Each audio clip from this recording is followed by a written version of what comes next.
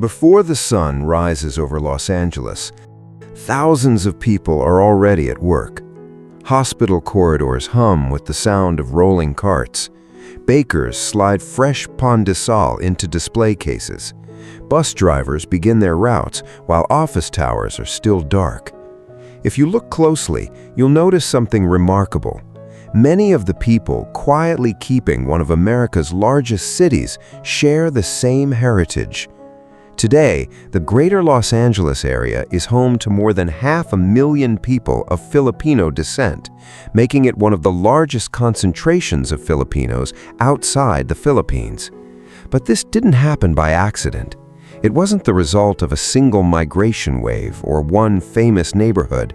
It was the outcome of more than a century of history, shaped by war, law, education, opportunity, and thousands of ordinary people who quietly transformed Los Angeles without ever becoming its majority. To understand how that happened, you have to go back to a moment that had nothing to do with California. In 1898, the Spanish-American War ended with the Treaty of Paris, transferring the Philippines from Spanish to American control. Overnight, millions of Filipinos became U.S. nationals, a unique legal status that was different from citizenship, but gave them opportunities unavailable to most other Asian migrants at the time. While Chinese immigrants faced exclusion laws and Japanese immigration became increasingly restricted, many Filipinos could legally travel to the United States because the Philippines was now under American rule. That single political decision, made thousands of miles from Los Angeles, quietly laid the legal foundation for one of the city's most important immigrant communities. The first Filipinos who reached California weren't looking for Los Angeles specifically. They were looking for work. Many labored in Hawaii's sugar plantations before moving to California's farms. Others spent fishing seasons in Alaska's salmon canneries. Some arrived as pensionado students, sent to study under American-sponsored education programs before returning home. A number eventually drifted toward Los Angeles, drawn by growing industries, better transportation, and the possibility of building a more permanent life. But opportunity came with hardship. Most early migrants were young men living far from their families. They faced racial discrimination, unstable employment, and limited housing options. Therefore, they began creating places where they could support one another. By the 1920s, that support system had taken physical form in a neighborhood near First Street and Main Street in downtown Los Angeles. Known as Little Manila, it wasn't a wealthy district or an officially recognized enclave. It was something much more important. Boarding houses gave newcomers a place to sleep. Cafes served familiar meals after long workdays. Barbershops became informal employment offices. Newspapers printed news from both the Philippines and America. Restaurants and social clubs helped strangers become friends. If someone had just arrived in Los Angeles with little money and no local connections, this was where they often started. Little Manila became the community's first urban home, proving that even without wealth or political influence, immigrants could build institutions that gave people stability and hope.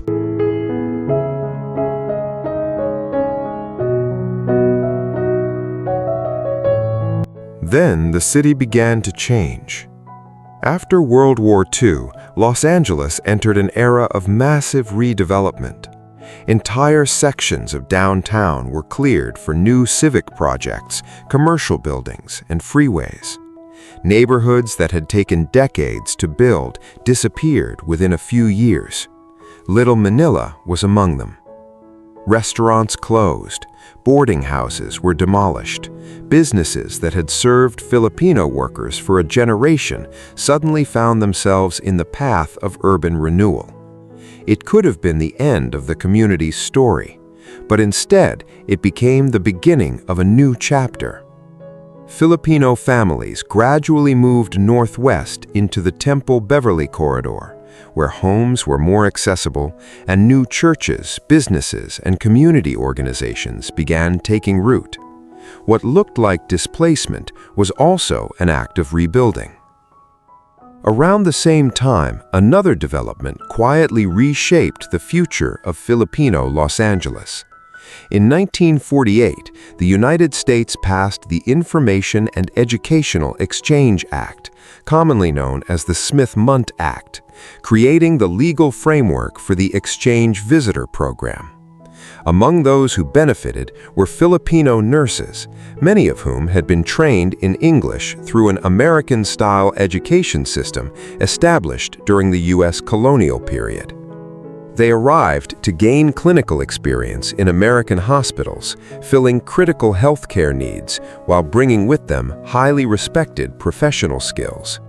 The program did not automatically grant permanent residency, but it established an important migration pathway. Therefore, when immigration laws changed in the decades that followed, Los Angeles already had the beginnings of a Filipino professional community ready to grow.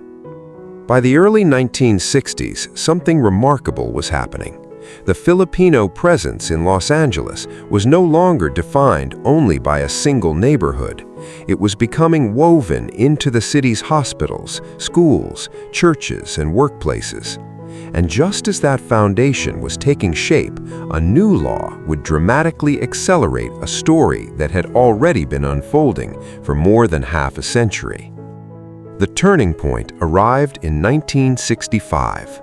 President Lyndon B. Johnson signed the Immigration and Nationality Act of 1965, ending the national origins quota system that had shaped American immigration for decades. The law is often described as the beginning of modern Filipino immigration, but that isn't the complete story. Filipino migration to Los Angeles was already underway through military service, education, and the exchange visitor program established after World War II. The 1965 law didn't create those pathways, it expanded them. It made family reunification and skilled immigration far easier, allowing nurses, physicians, teachers, engineers, accountants, and other professionals to build permanent lives in the United States. For Los Angeles, the impact would be profound. The city already needed skilled workers, and thousands of Filipinos were qualified to fill those roles. Therefore, a migration stream that had once been steady became much stronger, transforming the Filipino presence across Southern California over the following decades. Among all professions, none became more closely associated with Filipino immigrants than nursing. The connection was not a coincidence. During the American colonial period in the Philippines, nursing schools adopted American curricula and English became the primary language of instruction. As a result, many Filipino graduates entered the United States with training that closely matched the needs of American hospitals. Los Angeles, with its rapidly growing population and expanding healthcare system, became one of the country's most important destinations for these professionals. Hospitals gained experienced nurses at a time of increasing demand, while Filipino families found stable careers that offered long-term opportunities. Their work often happened away from public attention, inside emergency rooms, operating theaters, and hospital wards. Yet their contribution touched millions of lives. For many Angelenos, the first Filipino they ever met was not through politics or entertainment, but through a nurse caring for them or a loved one. Healthcare, however, tells only part of the story. As more families settled permanently, they began building the institutions that turned a collection of immigrants into a lasting community. Churches became gathering places where faith, language, and tradition could be shared across generations. Community organizations helped new arrivals find housing, employment, and legal assistance. Filipino-owned restaurants introduced familiar flavors to homesick migrants, while gradually attracting customers from every background. Bakeries filled their shelves with pan de sal, ensaymada, and hopia. Small grocery stores stocked ingredients that were nearly impossible to find elsewhere. Every new business solved an immediate need, but together they also strengthened the community's confidence. Los Angeles was no longer simply a place to earn a living. It was becoming a place where Filipino culture could thrive. As families became more financially secure, many looked beyond the city's historic Filipino neighborhoods. Homeownership represented stability, and suburban communities offered larger houses, safer streets, and better access to schools. Therefore, Filipino families gradually established strong communities in places like Carson, Cerritos, West Covina, and Eagle Rock, while maintaining close cultural ties to Los Angeles itself. This pattern made the Filipino experience different from many immigrant stories that remained centered on a single urban enclave. Instead of concentrating in one district, Filipino Angelenos spread throughout the region, carrying their traditions wherever they settled. Their influence expanded geographically as their historical roots remained connected to the city.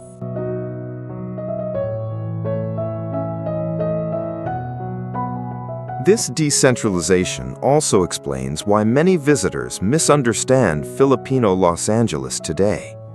Unlike neighborhoods such as Chinatown or Koreatown, the Filipino community cannot be understood by walking through a single commercial district. Historic Filipinotown remains an important cultural symbol, but it has never represented the entire community.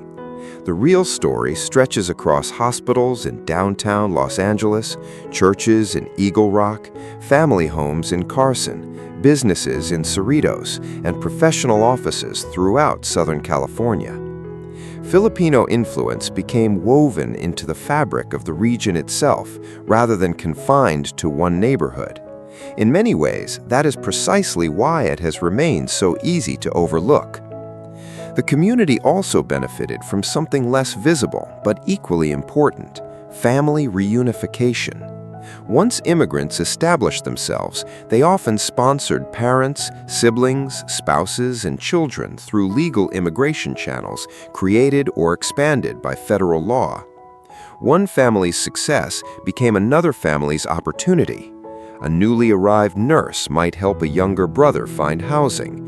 An uncle who had spent years building a career could guide a niece through college applications. Churches introduced newcomers to employers. Friends shared job openings before they were publicly advertised. These support networks reduced the uncertainty that many immigrants faced when arriving in a new country. Success became a collective effort rather than an individual achievement. By the late 20th century, Filipino Americans had become deeply woven into the everyday life of Los Angeles. Their presence could be seen in classrooms, hospitals, military service, public agencies, neighborhood businesses, and professional organizations. Yet despite this remarkable growth, one important question remained unanswered. As the community spread across Southern California and younger generations grew up speaking English, attending American schools, and building lives far beyond the old neighborhoods, how could they preserve the history of where their journey in Los Angeles had begun?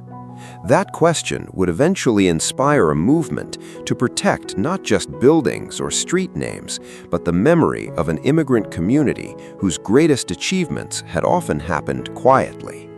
That movement reached an important milestone in 2002 when the Los Angeles City Council officially designated Historic Filipinotown. At first glance, the decision may seem unusual. By then, Filipinos were no longer the largest residential group living in the neighborhood. The area had become home primarily to Latino families, especially those of Mexican and Central American heritage. But the designation was never intended to reflect who made up the majority of the population. Instead, it recognized the historical importance of one of the principal gateways through which generations of Filipino immigrants built their lives in Los Angeles. It was a victory of memory rather than numbers, ensuring that the contributions of Filipino Americans would remain permanently visible on the city's map, even as the community itself continued to spread across Southern California. Walking through historic Filipinotown today, you can still see reminders of that history. Murals such as Gintong Kasaysayan, Gintong Pamana, which translates to Golden History, Golden Legacy, celebrate the achievements of Filipino Americans and the generations who helped shape California. Community organizations continue to organize cultural festivals, educational programs, health initiatives, and youth activities. Churches remain gathering places where families celebrate baptisms, weddings, simbang gabi during the Christmas season, and other traditions carried across the Pacific Ocean decades ago. These landmarks are more than attractions. They are living reminders that culture does not disappear simply because a community becomes geographically dispersed. Instead, it adapts while remaining connected to its roots. That ability to adapt has defined the Filipino experience in Los Angeles from the very beginning. The first migrants arrived because of a unique legal status created by American colonial rule. Others came seeking education, military service, or seasonal work. Later generations arrived through professional opportunities, particularly in healthcare, education, engineering, and public service. Each wave faced different challenges, but each one left behind institutions that made life easier for the next. Boarding houses became community centers. Small restaurants became family businesses. Volunteer organizations grew into influential nonprofit institutions. Parents who struggled to establish themselves raised children who became doctors, lawyers, educators, entrepreneurs, artists, and civic leaders. The community did not simply grow in size, it grew in confidence, opportunity, and influence.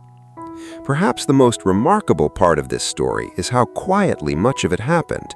Unlike industries dominated by a single corporation or neighborhoods transformed by massive redevelopment, Filipino influence in Los Angeles spread through everyday acts of service. A nurse caring for patients through the night, a teacher helping children succeed in the classroom, a Navy veteran continuing a life of public service after military retirement, a small business owner creating jobs for neighbors, a volunteer organization helping newly arrived immigrants navigate unfamiliar systems. Individually, these stories may seem ordinary. Together, they reveal how entire communities can reshape a city without attracting constant public attention. Filipino immigrants did not need to dominate the skyline to leave a lasting mark on Los Angeles. They shaped the city by strengthening the institutions that millions of people rely on every day. That influence continues today. The greater Los Angeles region remains home to one of the world's largest Filipino communities outside the Philippines. Families continue to celebrate traditions while embracing new generations born and raised in the United States. Young Filipino Americans contribute to every sector of society while exploring what it means to inherit two cultures at once. Some speak fluent Tagalog or Ilocano, while others connect to their heritage through food, music, festivals, family stories, or community organizations. Their experiences differ from those of their grandparents, but they remain connected by a shared history of migration, resilience, and belonging. In many ways, Los Angeles itself reflects that journey. It is a city built by people arriving from somewhere else, each community adding another layer to its identity. Filipino immigrants became part of that story not by replacing what was already there, but by contributing something uniquely their own. They helped staff hospitals during periods of rapid growth. They strengthened neighborhoods through businesses and faith communities. They invested in education, family, and public service. Over time, those contributions became so deeply woven into the fabric of Los Angeles that they often went unnoticed. And perhaps that is the greatest measure of their success. They did not simply create a Filipino neighborhood, they helped shape an entire city. So, how did Filipino immigrants quietly shape Los Angeles? The answer isn't found in a single building, a single street, or even a single neighborhood. It is found in more than a century of determination, opportunity, and community.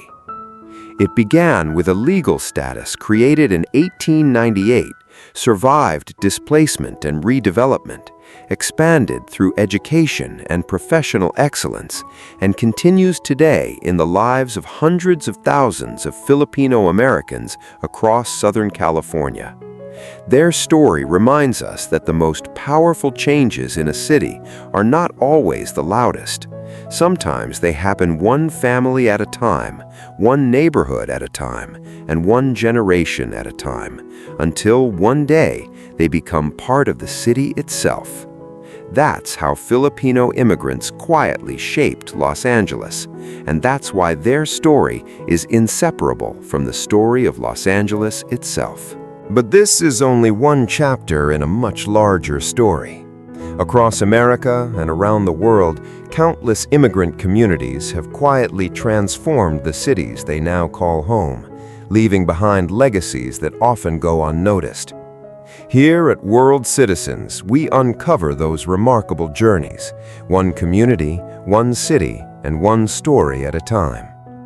If you enjoyed this documentary, consider subscribing and joining us as we explore the people, places, and histories that continue to shape our world.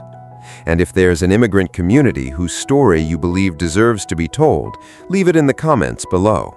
We'd love to hear your suggestions, and your idea could inspire our next documentary. Until next time, remember, when people move, history moves with them.